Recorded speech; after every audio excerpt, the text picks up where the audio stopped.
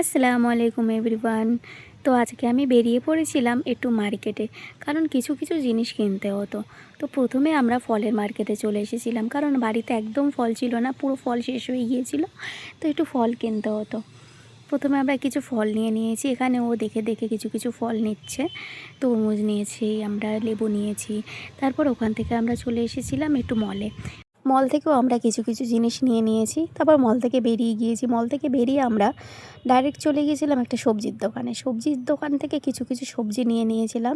তারপরে রাস্তায় দেখলাম ফুচকার দোকান, আর বাইরে আসলে আমি ফুচকা না খেয়ে বাড়িতে ঢুকিই না।